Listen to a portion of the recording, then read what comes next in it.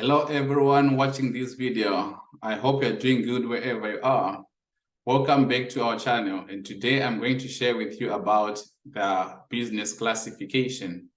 Just to do a recap a bit, in my previous video I shared with you about the business activity, in which I talked about the meaning of the term business. I explained the concepts of needs, wants, scarcity, as well as opportunity cost. I also mentioned a bit about the public and the private sector businesses, and those two areas are going to be discussed in this topic. So let us see what this topic has for us. So on this topic here, you need to understand the following. Explain the differences between primary, secondary, and tertiary sectors of production. Secondly, you need to explain why the importance of these activities varies between countries over time. And thirdly, you need to explain the differences between the public sector and the private sector businesses in mixed economies. Let us talk about the first objective, the primary, secondary, and tertiary sector. The primary sector, it involves the extraction or the use of natural resources from where? The earth and the sea. And it includes activities such as farming, mining, fishing, forestry, oil drilling, amongst other activities. Secondly, we have what we call the secondary sector. This one here involves the manufacture of goods using the resources from the primary sector. So it includes the conversion of inputs into outputs, or raw materials into semi and finished goods that can be sold to the consumers. And the examples of activities involved in this sector includes automobile manufacturing, steel industries, clothing production, amongst other activities. And thirdly, we have what we call the tertiary sector. This consists of all the services provided in an economy, and it includes the buying and selling of the goods produced in the secondary sector. It also includes the hotels, the travel agencies, the hair salons, the banks. All those services, they are part and parcel of what we call the tertiary sector. Let's talk about the second objective.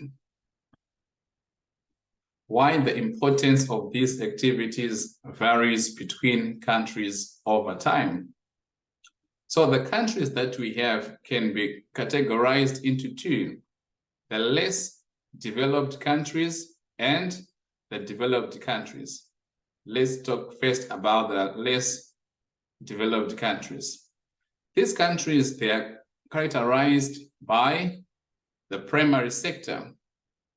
That is the one which is dominant in this or in these countries. They focus mainly on the activities such as farming, mining, fishing, and their people also tend to have poor living standards. And they try by all means, or they are trying by all means, to move from the primary sector to the secondary sector through a process called industrialization. So this started after the 18th century, when the primary sector used to be the largest sector in the world, and agriculture used to be the main profession. And after Industrial Revolution, more countries now began to industrialize, and urbanization was also popular. And that led to many manufacturing businesses being available through a process called industrialization. Let's talk about the second category of these countries, the developed countries. This one here, it has both the secondary and the tertiary sector operating in them. And the living standards of their people, they tend to be higher. And also, they try, or they are trying as well, by all means, to move from the secondary sector to the tertiary sector through a process called deindustrialization. And this is actually evident as nowadays more countries are becoming more developed, and the importance of the tertiary sector is very much alarming, while the primary sector is diminishing. Yes, we still have the sector in existence, but the activities to do with manufacturing, they are also slightly reducing in their size as compared to the growth of the tertiary sector. And more consumers right now, or more employees right now, they tend to seek jobs in the tertiary sector and not the primary or secondary sector. Why? Because that's where they can go on to gain more salaries, or simply their remuneration packages higher than the ones being offered in the primary sector. So we have seen an increase, or we are still seeing right now an increase in the demand of services such as travel, hotels, etc., all because of deindustrialization. So this is our second objective.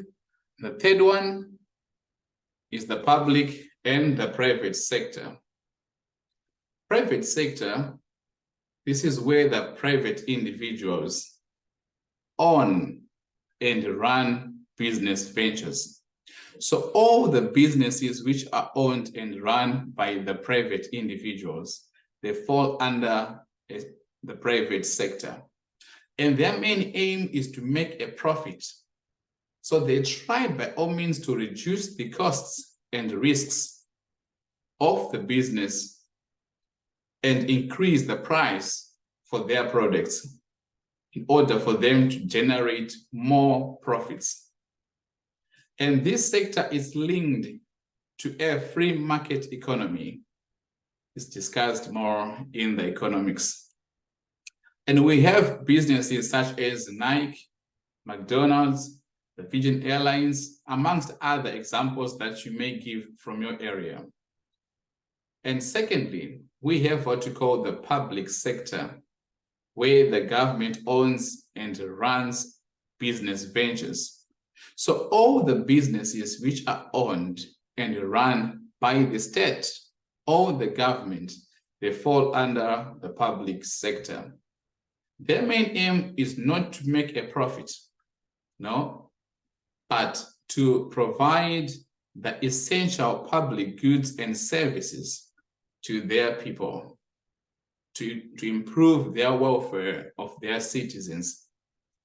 And these activities or goods, they include the street lights, the parks, the schools, the hospitals, the police, amongst other services and goods that they provide to their citizens.